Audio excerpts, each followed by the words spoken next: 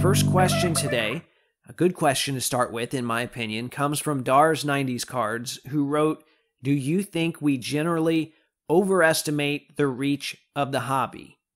And I clarified with him kind of, what he meant by that. He mentioned the fact that some of the larger consignment companies and breakers and even manufacturers are trying to dismiss the fact that it's a hobby comprised of a very small, unique group of people.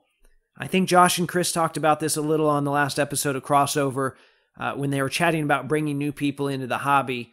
I've said it several times already, and I'll say it again. I think people just have to have some sort of collecting gene, and either you've got it or you don't. The people that aren't wired that way, they might be convinced to come into the hobby for a little bit, but ultimately they're going to leave when they come to the realization that it's not for them. I think people are generally influenced, or maybe a better word would be conditioned, when they experience something again and again, or they're exposed to a series of related events. So LeBron talking about a rookie card in a press conference that very few people even saw, that probably won't end up having the same effect that a lot of people in the hobby hoped for. And it is what it is. It doesn't mean that these companies shouldn't try to reach new people. I mean, we did just see a Bowman ad in a high-profile football game, right? That couldn't have been cheap. But maybe they should start with 2xing the hobby instead of 10xing. And maybe they go about it in a way that's more sustainable for long-term growth. You'd think that would be the approach for a company that just signed a 20-year exclusive, a long-term approach. But as of right now, it doesn't appear to be the case.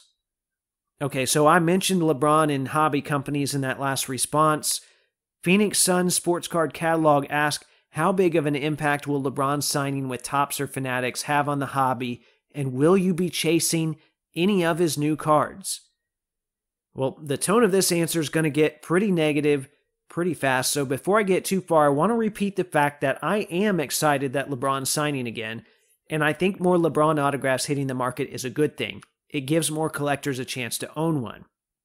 With that being said, I think the immediate handling of the LeBron situation is bad and maybe even catastrophic, and I'll tell you why.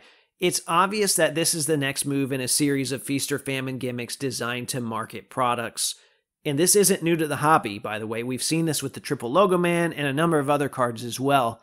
It's a dangerous game for these manufacturers, though, because they're designing and marketing products around a very, very small number of hits. And they've done nothing to elevate the value of the rest of the cards in the product. So what about the 99.99999% of people who open these products and don't get the Brady or the LeBron? The manufacturers are essentially telling consumers that those cards are garbage, the rest of the cards. And right now, that might be right, but like I alluded to on the last question, this is not a sustainable model for the long term. At some point, though, I hope that people begin to see through the majority of these gimmicks that are designed to move lackluster products, although history seemingly indicates otherwise. We can't rely on the big auction houses and the breakers to step in and help, because they're the ones that are cheerleading the whole thing and helping to perpetuate it in the process. It's great for them because they're always going to be the ones that end up with the desired grails in their hands without having to suffer all the monetary loss. They convince you to go through all that. You break the boxes. You do this. So then they can open them on your behalf and sell the cards once they surface.